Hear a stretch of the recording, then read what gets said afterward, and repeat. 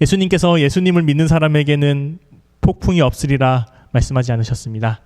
아까 누가복음 6장의 말씀에서는 뭐라고 말씀하셨죠? 누구든지 탕류를 마주친다.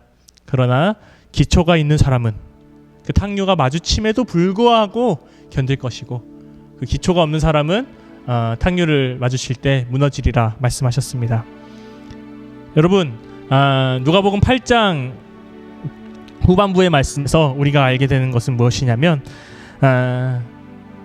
우리의 지혜의 한계가 드러날 때 우리는 아마 그제서야 예수님을 찾을 것입니다.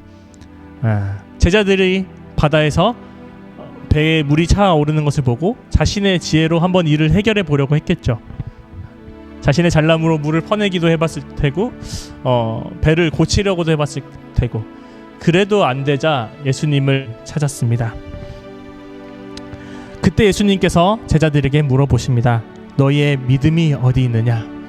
아까 누가복음 6장에서 우리가 알게 된 것은 무엇이냐면, 우리의 기초가 예수님의 말씀, 예수님에 대한 순종에 있을 때 우리는 버틸 수 있다. 그 말씀을 불과 2장 전에서 들었던 제자들인데, 또 똑같이 예수님이 옆에 있음에도 불구하고 그들에게 폭풍을 마주치자마자 예수님이 우려했던 마치 기초가 없었던 사람들처럼 그 제자들은 우왕좌왕했습니다. 그리고 자신들의 방법대로 일을 해결해 보려다가 잘 되지 않자 예수님을 찾아와서 예수님을 깨워서 우리를 살려주라고 말씀하셨습니다. 예수님께서 결국은 바람과 바람을 꾸짖어서 멈추게 하시고 제자들에게 이렇게 물어보셨습니다. 너희의 믿음이 어디 있느냐? 여러분, 우리가 겨울 수련회 동안 우리의 땅을 다지자고 얘기를 했고, 여름 수련회에서는 거기에 무엇인가를 심자고 했습니다. 그리고 심어진 것이 성장해서 우리가 향기를 100세대에 걸쳐서 전하자라고 했습니다. 그런데 우리는 가끔 또 착각하는 게 있어요. 그래서 우리가 겨우겨우 무너뜨리고 다시 심고 자라게 해서 세상에 전하는 것이 우리의 잘남이라면, 그거는 우리가 굳이 무너뜨릴 필요가 없지 않습니까? 우리의 선명함이라면, 우리의 탁월함을 다시 우리가 세상에 전하려고 한다면 그것은 아무런 의미가 없는 거죠. 우린 괜한 일을 한 거예요. 땅을 다시 다질 필요도 없던 거예요. 예수님께서 우리를 무너뜨리고 다시 짓고 우리로 하여금 자라게 하였던 것은 무엇이냐면 믿음입니다. 우리에게 믿음이 자라길 바랐던 거예요. 그래서 세상에 나가서 믿음을 보여주기를 원하는 거예요. 예수님께서는 사람들로 하여금 이 등불을 누가 접시로 덮어놓거나 말 아래에 두겠냐? 이 말은 여러분 말통 아시죠? 이 말통인데 이 말 아래에 두겠냐? 아니다. 집에 가장 높은 곳에서 걸어서 이 빛을 보고 사람들이 어두움을 이겨내게끔 하려고 합니다 라는 말씀을 오늘 누가복음 8장 앞에서 주셨어요. 여러분, 여기서 이 빛은 여러분의 잘남이 아닙니다.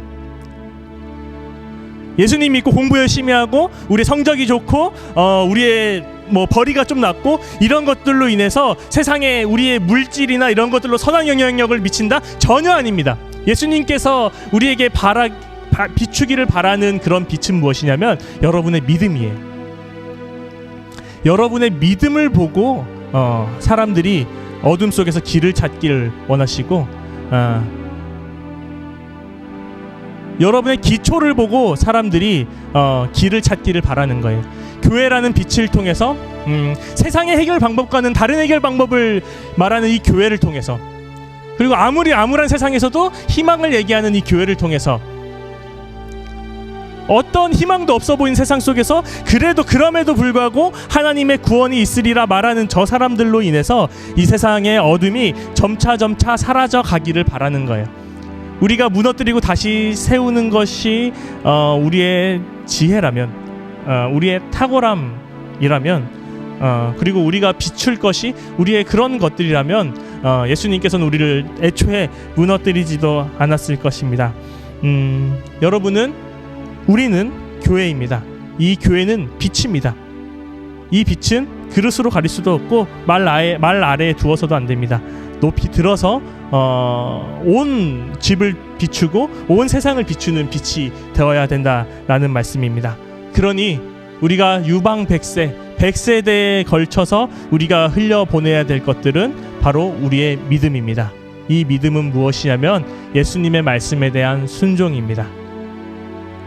세상 사람들은 다른 것을 통해서 이 어려움들을 해결해 나가려고 하고, 세상 사람들은 각자의 방법으로 이 어려움들을 해결해 나가려고 하지만, 교회가 말하는 것은 순종이어야 되고 예수님의 말씀이어야 되고 하나님에 대한 믿음이어야 된다라는 것입니다. 오늘 말씀에서 아주 재밌는 그림이 있습니다. 예수님의 가족이 예수님을 찾으러 오는데, 예수님이 누가 내 어머니며 누가 내 형제냐라고 합니다. 주님의 말씀을 따르는 이 사람들, 주님의 말씀을 따르는 너가 아니라 우리가 나의 가족이다 라고 이야기합니다. 여러분, 집과 배 모두 사람들이 들어있는 곳입니다. 예수님께서 우리를 빛이라고 이야기할 때 당신 한 사람 한 사람을 빛이라고 얘기하신 것이 아니라 이 사람들이 모인 그 곳을 빛이라고 말씀하시는 것입니다. 여러분, 이 말씀은 저는 우리가 교회로 모였을 때 우리 신암교회 청년부가 비추는 빛으로 인해서 이 세상에 어둠이 조금씩 달아나기를 바라는 마음입니다. 분명히 우리에게는 탕류가 몰아칠 때도 있을 거예요. 우리 신암청년부가 2025년에 어떤 어려움을 맞을지 모릅니다. 그리고 폭풍 앞에서 우리의 기초가 부족해서 무너지는 경우가 있을 거예요. 그리고 아까 이야기했던 것처럼 우리의 지혜대로, 우리의 잘남대로, 우리의 계획대로 해보려고 하는 경우도 있을 거예요. 하지만 그런 거 다 필요 없습니다. 우리가 가져야 될 것은, 우리가 키워야 될 것은, 우리가 열매 맺어야 될 것은 바로 순종이요 믿음입니다. 우리가 누가복음 6장 39절과 누가복음 8장 16절에서 25절 두 절의 말씀을 통해서 우리가 알게 된 것은 무엇이냐면, 우리가 삼아야 될 기초는 순종이고, 그 순종으로 말미암아 우리가 싹트려야 될 것 또한 순종입니다. 우리 2024년 신암청년부 정말 수많은 일들을 해왔고, 교회에서 빛으로, 소금으로 여러 가지 역할들을 해왔습니다. 하지만 우리가 해온 것이 우리의 열매라고 생각하지 마십시오. 우리의 열매는 순종입니다. 하나님의 말씀에 대한 순종입니다.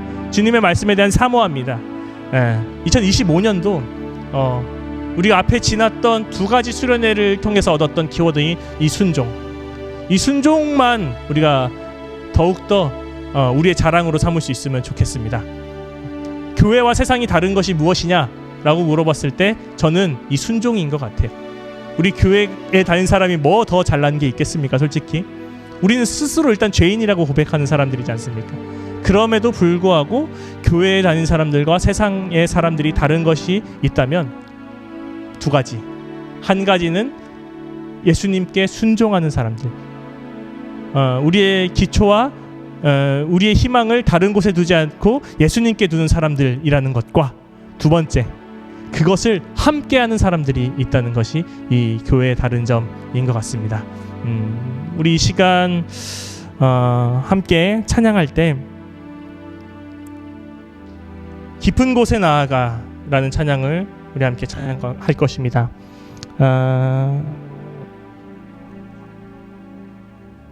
주님이 우리에게 말씀하셨습니다. 너희에겐 분명히 탕류도 있고 여러 가지 폭풍도 다가올 것이다.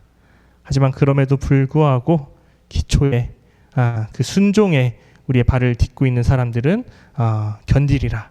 우리 이 말씀 기억하면서 이 깊은 곳에 나아가 함께 찬양합시다.